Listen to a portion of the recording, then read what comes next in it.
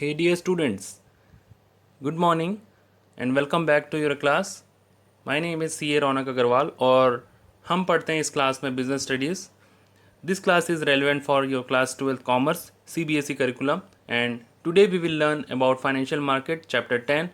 This is part 11 as it is visible in the screen. In the last class, that is part 10, we have read reasons of establishment of SEBI, purpose and role of SEBI, what is SEBI, demutualization of SEBI. So as you all know, Securities Exchange Board of India, commonly known as SEBI, is a apex organization to control and regulate the procedure and mechanism of stock exchange. So जैसा कि आप जानते हैं कि functions of अभी आज अपन पढ़ेंगे functions of SEBI, ठीक है. लेकिन ये वीडियो को आगे बढ़ने से पहले मैं आपको एक डिस्क्लेमर देना चाहता हूँ कि ये वीडियो सोलली मेंट है एजुकेशनल पर्पस के लिए. इसका मकसद किसी का मजाक उड़ाना नहीं है. इसका मकसद आपको टॉपिक समझाना है और कोई इंसिडेंस अगर बनता है जिससे कि ऐसा लगता है कि मैं किसी का मजाक उड़ा रहा हूँ तो वो नहीं माना जाएगा. वो इतना ही माना जाएगा कि ये वीडियो सिर्फ एजुकेशनल पर्पस के लिए है.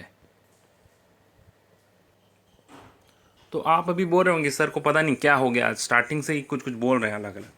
एक्चुअली कुछ डिस्क्लेमर देना ज़रूरी होता है क्योंकि इसमें आज वीडियो में अपन कुछ ऐसा डिस्कस करेंगे तो जिससे कि ऐसा लगे कि सामने वाले को उससे कोई प्रॉब्लम हो सकता है. तो अपन पढ़ने वाले हैं आज functions of stock exchange security exchange board of India. लेकिन उससे पहले एक मज़ेदार टॉपिक पढ़ना ज़रूरी है. उस टॉपिक का नाम है इनसाइडर ट्रेडिंग.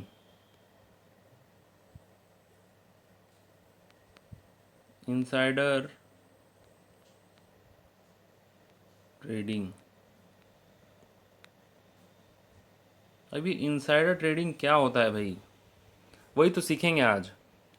नाम बिल्कुल भी नहीं सुना होगा. इनसाइडर ट्रेडिंग बहुत ही इम्पॉर्टेंट कॉन्सेप्ट है. और एक चीज़ मैं बता दूं कि फंक्शंस ऑफ सेबी ये जो टॉपिक है ये बहुत ही ज़्यादा इंपॉर्टेंट है आपके एग्ज़ाम के लिए. वेरी वेरी वेरी इंपॉर्टेंट भी बोलेंगे तो कम है क्योंकि हर एग्ज़ाम में इससे क्वेश्चन फिक्स रहता ही रहता है. चैप्टर 10 से कुछ पूछे ना पूछे फंक्शंस ऑफ सेबी ज़रूर पूछता है CBSE में, ठीक है. तो ये टॉपिक को तो जितने अच्छे से आप पढ़ लें उतना बेटर है. तो इसमें एक टर्म यूज़ होगा इनसाइडर ट्रेडिंग. इनसाइडर ट्रेडिंग इसमें एक टर्म यूज़ होगा. तो उसको पहले हम पढ़ लेते हैं व्हाट इज़ इनसाइडर ट्रेडिंग. बहुत ही बेहतरीन तरीके से अपन पढ़ेंगे, बने रहे मेरे साथ. उसके बाद अपन डिस्कस करेंगे what is functions of SEBI. वो सारा कुछ अपन डिस्कस करेंगे. ये सारा आपके लिए आज का मसाला लेके आया गया है. सो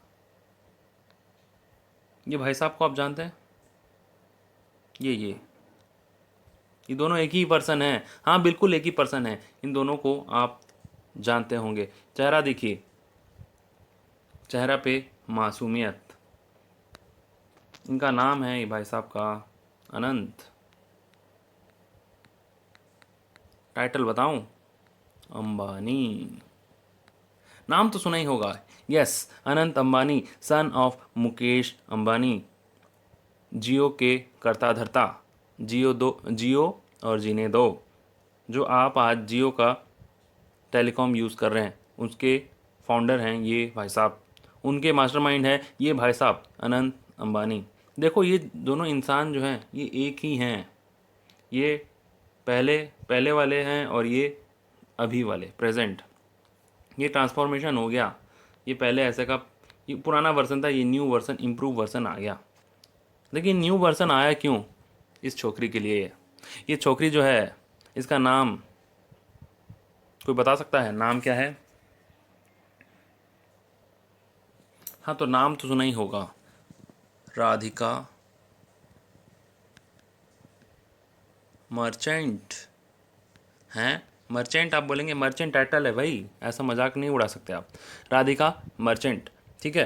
तो अनंत अंबानी हैं ये भाई साहब और ये तो लग ही रहे होंगे आपको, राधिका मर्चेंट। तो अब ये दोनों फ्रेंड थे, ठीक है, फ्रेंड मतलब फ्रेंड, और क्या, आप कुछ और मत समझिए, ये दोनों अच्छे फ्रेंड थे, इससे ज़्यादा कुछ और मत समझिएगा। नाना इन दोनों बहुत अच्छे फ्रेंड थे, बहुत ही ज़्यादा अच्छे फ्रेंड थे, इससे ज़्यादा कुछ मत समझिए। तो अनंत अंबानी एंड राधिका मर्चेंट देखो कैसे गले लगे हुए हैं, समझ पा रहे हैं आप? This two are good friends, yes. तो अब बात क्या है, अब देखो, ये राधिका मर्चेंट, ये अनंत अंबानी, अनंत अंबानी जो हैं अपनी फ्रेंड का भला ही चाहेंगे, ऑब्वियस सा बात है ना। तो वो तो ये चाहेंगे ना कि मेरी फ्रेंड का हमेशा अच्छा ही हो, है ना। तो अब बात कहाँ पे आके रुक रहा है, देखो यहाँ हो क्या रहा है, ये अनंत अंबानी, ये राधिका मर्चेंट, ठीक है। तो अनंत अंबानी को इनसे बहुत अच्छा रिलेशन है, ठीक है, समझ जाइए आप।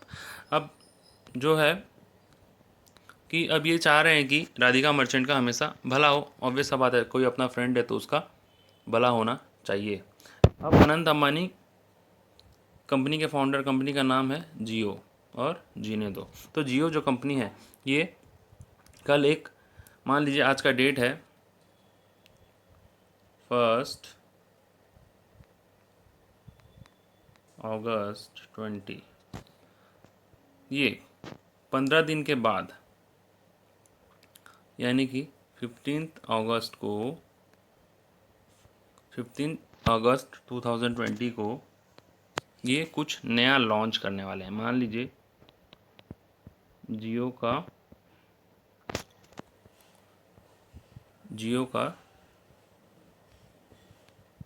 सेट टॉप बॉक्स, ठीक है, मान लीजिए जियो का सेट टॉप बॉक्स भी आ रहा है। अभी तक तो जियो का फ़ोन अपन यूज़ कर रहे थे, जियो का सेट टॉप बॉक्स भी आ रहा है, लेकिन ये बात सिर्फ अभी तक अनंत अंबानी को पता है, और ये कंपनी का इंटरनल प्लान है, ये सिर्फ अनंत अंबानी को पता है। लेकिन अनंत अंबानी की फ्रेंड बोलिए या सहेली बोलिए, कुछ भी बोलिए, डैश, वो आपके ऊपर है।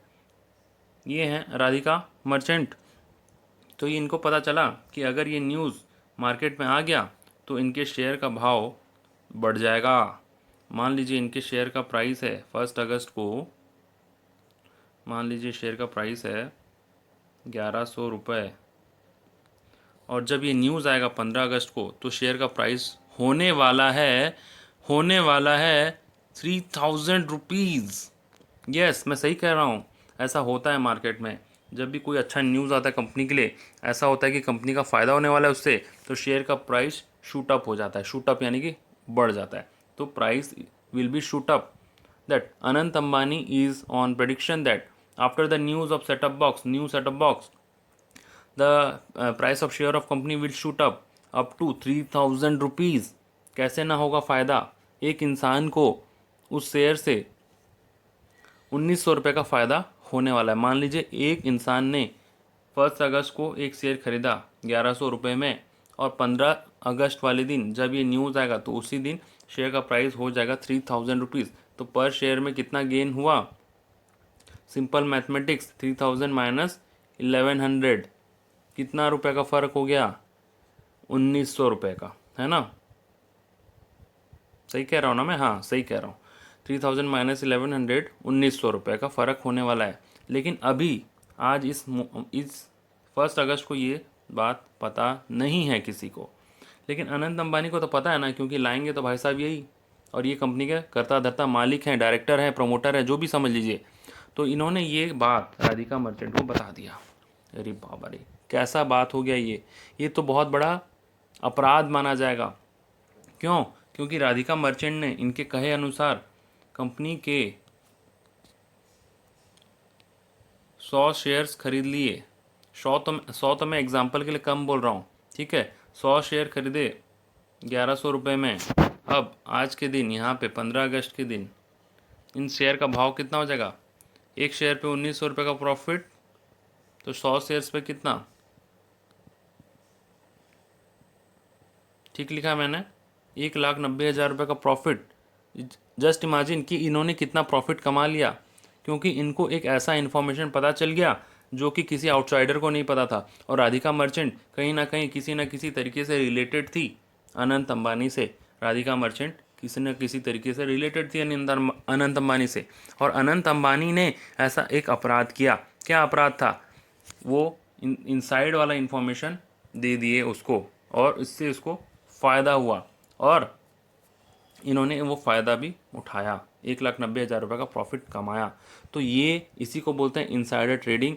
इनसाइडर, जब कोई इनसाइडर यानी कि कंपनी का अंदर वाला इंसान, कंपनी का मेन बॉस, मालिक, इनसाइडर ने कुछ ऐसा इंफॉर्मेशन दे दिया, ठीक है, किसको? आउटसाइडर को, या फिर उससे कोई रिलेटेड इंसान को, ठीक है, जिस इंफॉर्मेशन से तहलका मच सकता है, तबाही मच सकता है, वैसा इंफॉर्मेशन कौन देता है? जो इनसाइडर है कंपनी का। किसको? आउटसाइडर ऑफ कंपनी को। तो उस इंफॉर्मेशन को बोलते हैं अनपब्लिश्ड प्राइस सेंसिटिव इंफॉर्मेशन। फिर से एक बार सुनिए, unpublished price sensitive information. Unpublished price sensitive information, ठीक है। क्यों अनपब्लिश? मतलब ये अभी तक किसी को पब्लिश नहीं किया गया, किसी को बताया नहीं गया है। प्राइस सेंसिटिव मतलब इस इंफॉर्मेशन से मार्केट में तहलका मच सकता है, इसी को बोलते हैं प्राइस सेंसिटिव इंफॉर्मेशन। तो any insider having unpublish price sensitive information if given to any person, it will result in a insider trading, and insider trading is a offense and it is a crime. Yes, I am telling truth. insider trading एक offence माना गया है। क्यों? क्योंकि ये related इंसान को इससे फ़ायदा हो जाएगा, जनरल पब्लिक को इससे नुकसान भी हो सकता है। मान लीजिए ये कंपनी के सारे शेयर फुल्ली पेड अप यही खरीद ले, तो सारा फ़ायदा तो इसी को हो जाएगा ना, बाकी के जो शेयर होल्डर हैं उनको नुकसान है। और इस तरीके से अनंत अंबानी इससे फ़ायदा उठा सकता है। कल को अनंत अंबानी ये बोल सकता है कि मेरा सारा शेयर खरीद ले, जितना प्रॉफिट होगा 50-50 कर लेंगे, तो फ़ायदा तो इसको भी हो गया ना। तो एक हिसाब से कंपनी का जो भी फ़ायदा होने वाला है सब ओनर को ही हो गया और उससे रिलेटेड पर्सन को ही हो गया। So it is a dangerous crime, और इसके ऊपर हैवी पेनल्टी भी इम्पोज करता है सेबी। सेबी इसके ऊपर हैवी पेनल्टी और इतना स्ट्रिक्ट इनके ऊपर फाइन और इम्प्रिजनमेंट है कि कोई भी इंसाइडर ट्रेडिंग करता हुआ पकड़ा गया तो उसको हैवी पेनल्टी देना पड़ सकता है, जेल भी जाना पड़ सकता है। तो अब मान लीजिए ऐसा करने के पीछे ये एक अपराध है, ये प्रूव हो गया, अनंत अंबानी को हैवी पेनल्टी दिया जा सकता है अगर इन्होंने ऐसा अपराध किया तो, अदरवाइज नहीं। So insider trading is an offence, और उसमें क्या होता है, एक इनसाइडर के पास कुछ अनपब्लिश प्राइस सेंसिटिव इन्फॉर्मेशन होता है जो कि वो अपने रिलेटेड, अपने से जानने वाले इंसान को दे देता है, और उस इंसान उस इन्फॉर्मेशन का फ़ायदा उठा करके कुछ प्रॉफिट बना लेता है। तो सेबी बोलता है कि ये ऐसा काम करना एक घिनौना अपराध है, बहुत बड़ा अपराध है, और इसके लिए इम्प्रिजनमेंट, फाइन, पेनल्टी जितना भी आपको तकलीफ़ देना हो कम है। सेबी इस चीज़ के लिए बहुत स्ट्रिंगेंट है, सेबी इस चीज़ के लिए बहुत ही ज़्यादा स्ट्रिक्ट है। सो आई होप कि आपको इनसाइडर ट्रेडिंग का कॉन्सेप्ट समझ में आ गया होगा, ठीक है। तो अब आगे बढ़ते हैं हम और पढ़ते हैं फंक्शंस ऑफ सेबी। तो आप स्क्रीन पे देख पा रहे होंगे functions of SEBI is a diagrammatic एक बनाया गया है flow chart wise. Functions of SEBI 3 functions है, protective function, development function, regulatory function. 3 function है और बहुत ही ज़्यादा इंपॉर्टेंट फॉर योर एग्ज़ाम। देखो मैं एग्ज़ाम का पेपर तो नहीं बनाया, बट मैं प्रेडिक्ट कर सकता हूँ कि ऐसा टॉपिक इंपॉर्टेंट है और हमेशा पूछा जाता है। तो देखो प्रोटेक्टिव फंक्शन, हाँ, और अगर एग्ज़ाम में नहीं आया बाई चांस के तौर पे तो मुझे गाली मत दीजिएगा। तो प्रोटेक्टिव फंक्शन है, डेवलपमेंट फंक्शन है और रेगुलेटरी फंक्शन है। 3 फंक्शन है सिर्फ, लेकिन ये 3 फंक्शन बहुत ज़्यादा इंपॉर्टेंट है और इसका अंदर का कंटेंट भी बहुत धांसू है, ताकि आप इसको आप याद करना आपको बहुत ज़्यादा ज़रूरी है। बाकी मैं अपना पूरा कोशिश करूँगा कि आपको ये चीज़ याद हो जाए। तो functions of SEBI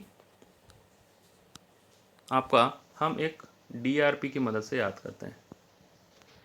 D for development function, R for regulatory function, P for protective function, DRP. ठीक है, फंक्शंस ऑफ सेबी क्या है? DRP, very simple. लेकिन अब DRP के अंदर का कंटेंट आपको याद थोड़ा करना पड़ेगा। तो DRP मतलब functions of SEBI, D for development function, R for regulatory function, P for protective function, D for development function, R for regulatory function, P for protective function, D for development function, P for protective function, R for regulatory function. समझ में आया? Development function, regulatory function और protective function. तो development function मतलब क्या होता है? Development function मतलब डेवलप करना। ठीक है, डेवलपमेंट फंक्शन में सेबी उस चीज़ को डेवलप करता है, जैसे शेयर ट्रेडिंग ज़्यादा से ज़्यादा हो उस चीज़ को डेवलप करता है, उसके लिए जो इंफ्रास्ट्रक्चर लगेगा उसको डेवलप करता है, जो एजेंट लगेंगे, जो इंटरमीडिएट लगेंगे उनका ख्याल रखता है। ठीक है, मतलब उनके बारे में ये सारा फंक्शन होता है, तो उसको बोलते हैं हम डेवलपमेंट फंक्शन, नाम से ही पता चलता है। ठीक है,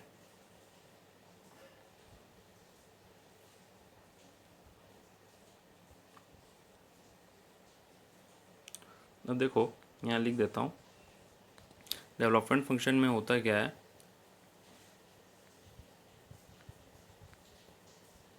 कौन डेवलप करता है? सेबी। सेबी क्या करता है? डेवलप करता है अपने प्रोसीड्योर को, अपने पॉलिसीज़ को, ताकि शेयर ट्रेडिंग ज़्यादा से ज़्यादा हो। आर फॉर रेगुलेटरी फंक्शन मतलब क्या है?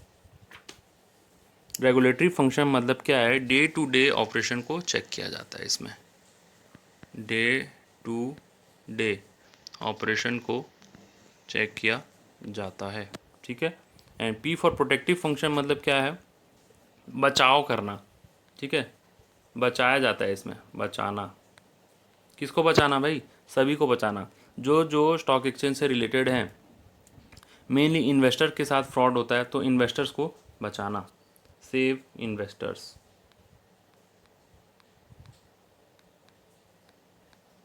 तो ये एक हेडिंग मैंने दिया है कि डेवलपमेंट फंक्शन में डेवलप किया जाता है ताकि ज़्यादा से ज़्यादा शेयर ट्रेडिंग हो।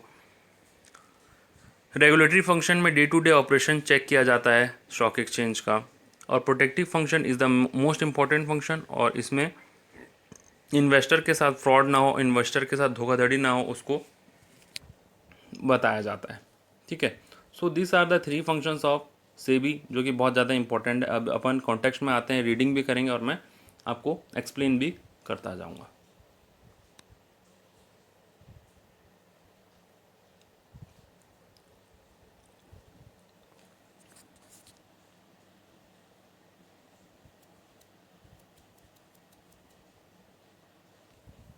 देखो पहले पढ़ लेते हैं अपन प्रोटेक्टिव फंक्शन। प्रोटेक्टिव फंक्शन ये वाला, हाँ, प्रोटेक्टिव फंक्शन अपन पहले पढ़ रहे हैं। वैसे डीआरपी के नाम से आप याद करिए, लेकिन हम पढ़ रहे हैं पहले प्रोटेक्टिव फंक्शन। ठीक है, देखो तीन टाइप के फंक्शन है, वहीं यहाँ पे लिखा हुआ है the SEBI functions is to meet its objective. Three objectives of SEBI are important function, these are protective function, development function and regulatory function. Protective function, देखिए मैं बोला था आपको बचाना, तो functions are perform by SEBI to protect the interest of investor and provide safety in investment. मतलब investors को बचाना, उनका इंटरेस्ट को बचाना, उनके साथ कोई फ्रॉड ना हो जाए, उनके साथ कोई धोखाधड़ी ना हो जाए। As a protective function SEBI performs the following function.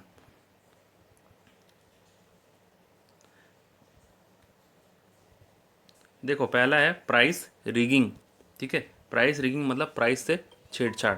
Price rigging refers to a manipulative practice of security with the main objective of inflating और डिप्रेसिंग। इन्फ्लेटिंग और डिप्रेसिंग मतलब प्राइस को या तो बढ़ा देना या तो उसको कमा देना। मतलब प्राइस को या तो बढ़ा देना या तो उसको कम कर देना। ऐसा कौन कर सकता है? कोई भी कर सकता है, कोई भी कंपनी वाला अपना प्राइस के साथ छेड़छाड़ कर सकता है, उसको बोलते हैं प्राइस रिगिंग। प्राइस रिगिंग मतलब प्राइस से छेड़छाड़ करना। ठीक है, और जब मन किया उनको प्राइस को कम कर देना, जब मन किया प्राइस को बढ़ा देना। तो सेबी क्या करता है? SEBI prohibits such practices because this can defrauded and cheat the investor. इससे इन्वेस्टर्स के साथ फ्रॉड हो सकता है और चीटिंग हो सकता है। तो पहला फंक्शन क्या है? प्रोटेक्टिव फंक्शन का पहला बिट क्या है? प्राइस रिगिंग, यानी कि प्राइस से छेड़छाड़। तो सेबी क्या बोलता है? प्राइस रिगिंग और होना चाहिए? नहीं, सेबी बोलता है कि प्राइस रिगिंग नहीं होना चाहिए। सेबी ये बोलता है कि अगर कोई प्राइस रिगिंग करता है और कोई कंपनी वाला प्राइस रिगिंग करता है, कोई स्टॉक एक्सचेंज वाला प्राइस रिगिंग करता है, तो उसको मैं दंड दूंगा। ठीक है। Now second is prohibit insider trading. Insider trading के बारे में अपन डिस्कस कर लिए यहाँ पे, अनंत अंबानी एंड राधिका मर्चेंट के बारे में, जो उसी को बोलते हैं अपन इनसाइडर ट्रेडिंग। एक बार रीड कर देते हैं फटाफट से। Insider is any person connected with the company, मान लीजिए Anant Ambani, such as director promoter. These insider have sensitive information. Jio का सेट टॉप बॉक्स आने वाला है। This was the sensitive information which affects the price of security, जिससे कि price बढ़ या कम हो सकता है, बढ़ सकता है या कम हो सकता है। हमने एग्जाम्पल पे लिया था कि 1100 रुपये का जो शेयर प्राइस था वो बढ़ करके 3000 रुपया हो गया।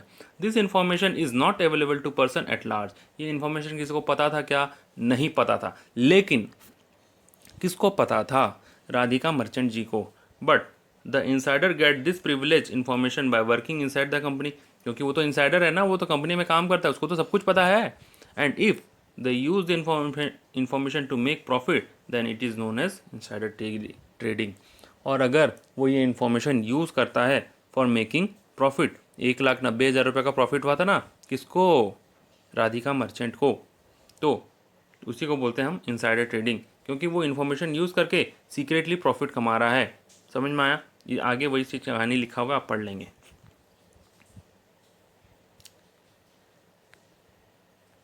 तो सेबी प्रोहिबिट, अब थर्ड पॉइंट क्या है? SEBI prohibit fraudulent and unfair trade practices. पहला क्या काम किया? प्राइस रिगिंग को कम किया, प्राइस रिगिंग के ऊपर चेक लगाया। दूसरा इनसाइडर ट्रेडिंग। और ये कौन सा फंक्शन पढ़ रहे हैं अपन? ये अपन पढ़ रहे हैं प्रोटेक्टिव फंक्शन। देखो प्रोटेक्टिव फंक्शन के अंदर में 3 बीट्स आर देयर। ठीक है, एक्चुअली 5 बीट है लेकिन मेनली 3 बीट है। 1 price rigging, 1 2 insider trading, third number is fraudulent and unfair trade practices. That means fraudulent and unfair trade practices means what?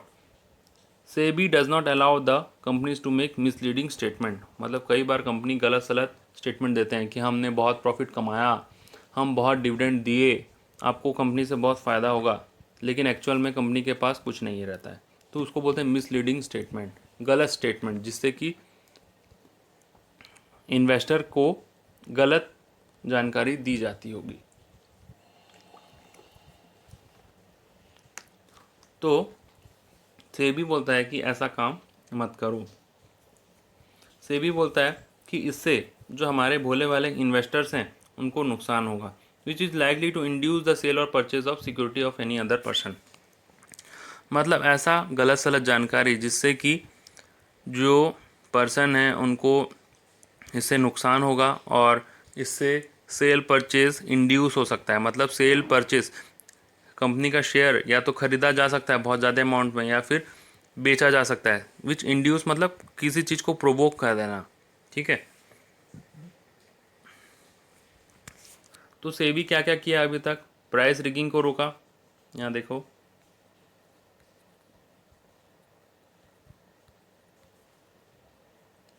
पहला प्राइस रिगिंग को रोका गया, ये प्राइस रिगिंग। दूसरा insider trading, and the third one is SEBI prohibit fraudulent and unfair trade practices.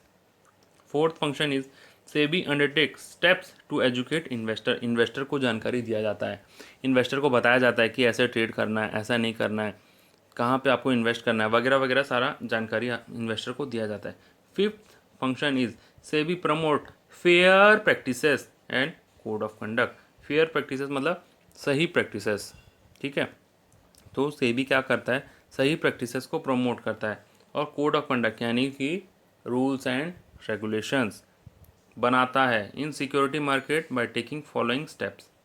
अब देखो ये 5 function SEBI के हैं जिसको कि आपको ध्यान में रखना है। पहला है प्राइस रिगिंग, दूसरा है इनसाइडर ट्रेडिंग, तीसरा है unfair trade practices, fourth one is step to educate investor, fifth one is fair practices code of conduct. ठीक है, नाउ अब फेयर प्रैक्टिसेस करने के लिए क्या क्या करना पड़ता है सेबी को? SEBI has issued guidelines to protect the interest of debenture holder. ठीक है, मतलब wherein companies can not change the terms in mid term. मतलब जैसे डिवेंचर होल्डर हैं कंपनी के, उन्होंने कंपनी में डिवेंचर लिया हुआ है डिवेंचर होल्डर ने, ठीक है। अब सेबी बोलता है कि डिवेंचर होल्डर ने बेचारे पैसा दे चुके, कंपनी में पैसा दे चुके डिवेंचर होल्डर, उसके बाद कंपनी क्या करता है, उनका टर्म को चेंज कर देता है, उनका जो पॉलिसी रहता है उसको चेंज कर देता है। मान लो कंपनी बोलता है कि डिवेंचर होल्डर से पैसा तो आ गया, अब ऐसा करते हैं, ऐसा एक पॉलिसी बनाते हैं जिसमें कि उनको इंटरेस्ट नहीं दिया जाएगा। तो ये तो गलत है ना, वो तो बेचारे भोले भाले डिवेंचर होल्डर कंपनी में इन्वेस्ट करते हैं पैसा, एंड एट लास्ट कंपनी ये बोलता है, तो वो तो गलत है। तो सेबी इसके ऊपर एक गाइडलाइन लेके आता है ताकि उनका प्रोटेक्ट हो, डिवेंचर होल्डर्स को प्रोटेक्ट किया जाए। SEBI is empowered to investigate case of insider trading, वही बात ऊपर जो हो गया। SEBI third number is SEBI has stop the practices of making preferential allotment of share unrelated to market price. Preferential allotment मतलब आप फ्यूचर में पढ़ेंगे, प्रिफरेंशियल अलॉटमेंट मतलब कुछ चुनिंदा लोगों को अलॉट किया जाता था शेयर, उस चीज़ को सेबी स्टॉप किया हुआ है। तो 5 पॉइंट एक बार फिर से रिमाइंड करवा देता हूँ। First is price rigging, price rigging मतलब प्राइस से छेड़छाड़, उसके ऊपर सेबी मना करता है। दूसरा insider trading. Third number is fraudulent and unfair trade practices, यानी कि गलत प्रैक्टिसेस। फोर्थ नंबर क्या बोलता है, इन्वेस्टर्स को एजुकेट किया जाए। फिफ्थ नंबर क्या बोलता है, फेयर प्रैक्टिसेस लाया जाए, ठीक है। So this was the 5 points under protective function, समझ में आया। Now we will discuss development function. Development function मतलब मैं जैसे बताया था आपको, डेवलप करना, शेयर प्रैक्टिसेस को डेवलप करना, ज़्यादा से ज़्यादा लोग शेयर ट्रेडिंग करें, मार्केट में इन्वेस्ट करें, वो सारा फंक्शन होता है डेवलपमेंट फंक्शन, ठीक है। तो डेवलपमेंट फंक्शन में सेबी क्या करता है, this functions are perform by SEBI to promote and develop activities in stock exchange, मतलब स्टॉक एक्सचेंज में जो एक्टिविटीज़ हैं उनको डेवलप करना, and increase the business in stock exchange. जैसा कि मैंने बताया, बिजनेस इन स्टॉक एक्सचेंज मतलब स्टॉक एक्सचेंज में जो कारोबार चल रहा है, जो धंधा चल रहा है, जो खरीदी बिक्री चल रहा है शेयर का, उसको इंक्रीज करना, ठीक है। इसको बोलते हैं अपन development function. Under development categories following functions are perform by SEBI. Development category में कौन कौन से फंक्शन परफॉर्म किए जाते हैं, ये देखते हैं, आते हैं।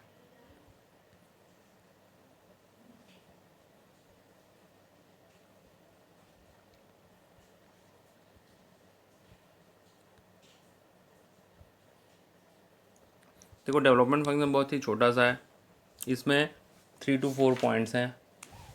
पहला है SEBI promote training of intermediate, मतलब जो इंटरमीडिएट हैं जैसे कि ब्रोकर वगैरह हैं उनको ट्रेनिंग प्रोवाइड करना। देखो प्रोटेक्टिव फंक्शन में इन्वेस्टर को एजुकेट किया जा रहा था, लेकिन यहाँ पे जो इंटरमीडिएट हैं, जो ब्रोकर हैं, उनको ट्रेनिंग दिया जा रहा है। क्यों? क्योंकि अगर इनको ट्रेनिंग दिया जाएगा तो ये लोग इन्वेस्टर से ज़्यादा ट्रेड करवाएंगे और फिर सेबी का स्टॉक एक्सचेंज का बिजनेस बढ़ेगा। SEBI tries to promote activities of stock exchange by adopting flexible and adaptable approach in the following way। मतलब स्टॉक एक्सचेंज का जो एक्टिविटीज़ है उसको फ्लेक्सिबल बना दिया गया, ठीक है, ताकि अगर स्टॉक एक्सचेंज की एक्टिविटी को फ्लेक्सिबल बनाएंगे तभी तो इन्वेस्टर जो है उनको फ़ायदा होगा, उनको सुविधा होगा, उनके सुविधा अनुसार, इच्छा अनुसार वो ट्रेड कर सकते हैं और उससे बिजनेस बढ़ेगा, किसका, स्टॉक एक्सचेंज का। और सेबी तो डेवलपमेंट फंक्शन में यही चाहता है ना कि उसका बिजनेस आगे बढ़े, स्टॉक एक्सचेंज का बिजनेस आगे बढ़े। सेबी और उसको बढ़ाने के लिए क्या किया है, फ्लेक्सिबल किया है एक्टिविटीज़ को। क्या, किस तरीके से फ्लेक्सिबल किया है, ये 3 तरीके से।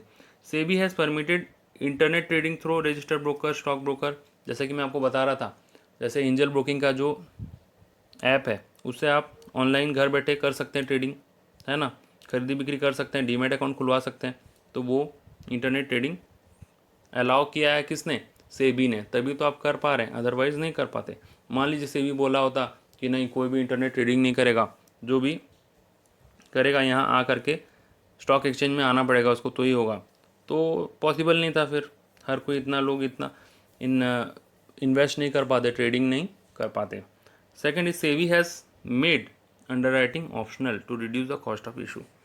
अंडर राइटिंग का जो चार्ज होता है पहले वो फिक्स था, मतलब जो अंडरराइटर्स होते हैं वो कंपनी से अंडरराइटिंग का चार्ज लिया करते थे, और अंडरराइटिंग करवाना पहले मैंडेटरी था, मतलब ज़रूरी था। तो अब अंडरराइटिंग को ऑप्शनल कर दिया गया है। थर्ड पॉइंट है even initial public offer of primary market is permitted through stock exchange. मतलब जो इनिशियल पब्लिक ऑफर होता है, जो अपन पढ़े थे ना आईपीओ, तो वो आईपीओ भी स्टॉक एक्सचेंज के थ्रू परमिसिबल कर दिया गया है। ठीक है, पहले ऐसा नहीं था। तो this was about your development function. अब है रेगुलेटरी फंक्शन। रेगुलेटरी फंक्शन में मैं आपको बताया था कि डे टू डे फंक्शनिंग को चेक किया जाता है।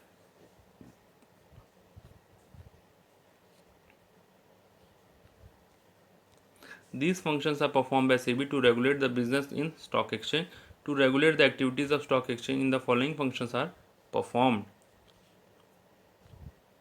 देखो आपको होगा क्या, ये सारे फंक्शन थोड़े मिक्स होंगे, लेकिन आप बार बार इस चीज़ का रिवाइज करेंगे तो ये वीडियो एक दो बार देख लेंगे तो आपको वो चीज़ याद हो जाएगा। तो first point is SEBI has framed rules and regulations and code of conduct to regulate intermediaries such as merchant banker, brokers, underwriters. अब देखो रेगुलेटरी फंक्शन में करना क्या है, सेबी को डे टू डे जो सेबी में काम होता है उसको अच्छे से हो, उसको देखना है। ठीक है ना। तो यहाँ पे है पहला मर्चेंट बैंकर, ब्रोकर और अंडरराइटर। यहाँ ये तीनों कौन है, इंटरमीडियरी। इनका काम, इनके लिए रूल्स एंड रेगुलेशन बनाना। ठीक है, कोड ऑफ कंडक्ट मतलब rules and regulation banana. Second is these intermediaries have been brought under the regulatory purview and private placement have been made more restrictive। मतलब देखो ये जो रेगुलेटरी फंक्शन है ये वाला, इसमें क्या है, स्टिक कर रहा है सेबी जो है ना, स्टिक कर रहा है वर्क को। डेवलपमेंट फंक्शन में देखो सेबी ये चाहता था कि ज़्यादा से ज़्यादा बिजनेस हो, इसलिए इसमें वो लिबरल था। इसमें क्या है, वो थोड़ा स्ट्रिक्ट कर रहा है किसको, इंटरमीडियरी को। और ये जो प्रोटेक्टिव फंक्शन था ये किसके लिए था, इन्वेस्टर्स के लिए था। इन्वेस्टर्स को प्रोटेक्ट कैसे किया जाए उसके लिए था। तो तीन अलग अलग फंक्शन है, तीनों का अप्रोच अलग है। वो मैं आपको वही अप्रोच से पढ़ा रहा हूँ, तीनों को मिक्स मैच ना करें। ठीक है, तीनों को। अब देखो रेगुलेटरी फंक्शन पढ़ते वक्त आप ये दिमाग में रखना कि सेबी जो है वो इंटरमीडियरी को, यानी कि जो बिचौलिए हैं, जो ब्रोकर्स हैं, जो अंडरराइटर्स हैं, उनको स्टिक कर रहा है, उनके ऊपर नियम लागू कर रहा है। डेवलपमेंट फंक्शन में वो ये चाह रहा था कि ज़्यादा से ज़्यादा ट्रेड हो, इसलिए वो हर चीज़ को फ्लेक्सिबल कर रहा था। और प्रोटेक्टिव फंक्शन में वो इन्वेस्टर्स के ऊपर ध्यान दे रहा था, इन्वेस्टर को कैसे बचाया जाए वो ध्यान दे रहा था। तो ये एक छोटा सा समरी है जिसको कि आप इसको भी आप ध्यान रख सकते हैं और इससे आप चीज़ पढ़ सकते हैं। Now these intermediary have been brought under regulatory purview, मतलब जो इंटरमीडियरी हैं उनको अपनी निगरानी में रखता है कौन, SEBI. SEBI register and regulates the working of stockbroker, sub-broker and share transfer agent, trustee, merchant banker and all those who are associated with stock exchange in any manner। मतलब जो भी स्टॉक एक्सचेंज से रिलेटेड हैं, चाहे broker हो, sub broker हो, stock broker हो, कोई भी ब्रोकर हो, तो उनको अपने निगरानी में रख रहा है, उनको रजिस्टर और उनको रेगुलेट कर रहा है कौन, सेबी। जैसा कि मैं बोला था आपको, रेगुलेटरी फंक्शन इंटरमीडियरीज के लिए ही है, इंटरमीडियरीज को कंट्रोल करने के लिए है। तो इसीलिए stock broker, sub broker, stock broker मतलब एंजल ब्रोकिंग, सब ब्रोकर मतलब इसी का एक पार्ट 2। सब ब्रोकर मतलब जैसे कि स्टॉक ब्रोकर से जिसने हेल्प लेकर के ब्रोकरेज का काम किया उसको बोलते हैं sub broker. Share transfer agent, trustee, merchant banker, ये सारे इंटरमीडियरीज होते हैं, बिचौली होते हैं और इनके ऊपर कंट्रोल लगाया जा रहा है। 4th number is SEBI register and regulate the working of mutual fund. Mutual fund को भी रेगुलेट करता है सेबी और उनको रजिस्टर करता है। मतलब म्यूचुअल फंड भी एक टाइप के शेयर टाइप का होता है। म्यूचुअल फंड के बारे में आपको बताया नहीं हूँ। म्यूचुअल फंड एक टाइप का शेयर में ही इन्वेस्टमेंट होता है, शेयर मार्केट में ही इन्वेस्टमेंट होता है। तो उसको भी सेबी बोलता है कि उसको भी मैं रेगुलेट करूँगा। And the 5th number point is SEBI SEBI regulate take over of companies. मतलब कंपनी, जैसे ए कंपनी बी कंपनी को खरीदा, मैं यहाँ पे बता देता हूँ। ये है, मान लीजिए ए कंपनी, इसने बी कंपनी को खरीद लिया, ठीक है, परचेज कर लिया, और तो इसको बोलते हैं हम टेक ओवर। ठीक है, तो ये टेक ओवर को भी रेगुलेट कौन करेगा, सेबी। ठीक है, तो सेबी ने बोला टेक ओवर को भी मैं रेगुलेट करूँगा। 6th number point is SEBI conduct inquiry and audit of stock exchange. Inquiry और ऑडिट मतलब स्टॉक एक्सचेंज का किसी भी वक्त इंक्वायरी करवाया जा सकता है, उनसे पूछताछ करवाया जा सकता है, उनका ऑडिट करवाया जा सकता है, उनको ये पूछा जा सकता है कि आप सही से काम कर रहे हो या नहीं। So this was the function related to regulatory function. Regulatory function एक बार फिर से याद दिला देता हूँ आपको। फर्स्ट पॉइंट क्या था, रूल्स एंड रेगुलेशन बनाना किसके लिए, जो भी इंटरमीडिएट के लिए। देखो rules and regulation for intermediate, regulatory purview में किसको लेके आएंगे, इंटरमीडिएट को, ठीक है। रजिस्टर एंड रेगुलेट किसको करेंगे, स्टॉक ब्रोकर को, ठीक है। और फिर register and regulate working of mutual fund को। फिर रेगुलेट किसको करेंगे, टेक ओवर को, जैसे एक कंपनी ने दूसरे कंपनी को खरीदा उसको बोलते हैं take over. Inquiry and audit किसका करेंगे, स्टॉक एक्सचेंज का। So this was the function related to रेगुलेटरी फंक्शंस ऑफ सेबी। सो विद दिस वी हैव completed the 3 important functions of SEBI. I hope आपको समझ आया होगा। इसके अलावा भी कुछ टॉपिक आपके एनसीईआरटी बुक में है, ऑब्जेक्टिव्स ऑफ एनएससी, ठीक है, objective of national stock exchange वगैरह, वो सब आप पढ़ लेंगे। वो नॉर्मल थोड़ा प्रोसीड्यूरल टॉपिक है, तो आप उसको रीडिंग करेंगे तो आपको समझ में आ जाएगा। इसके अलावा आपको कोई डाउट रहेगा तो आप मुझसे एनी टाइम पूछ सकते हैं। Thank you for watching this video. And one thing more, ये लास्ट क्लास था आपका चैप्टर 10 का। इसके बाद आपका एनसीईआरटी क्वेश्चन का वीडियो आपके सामने आएगा। तो with this we have also completed chapter 10 financial market. और आई होप कि आपको चैप्टर 10 समझ में आया होगा अगर आप सारा वीडियो अच्छे तरीके से देखे हैं तो। Thank you for watching this video, thank you for coming to the class, have a nice day, bye bye.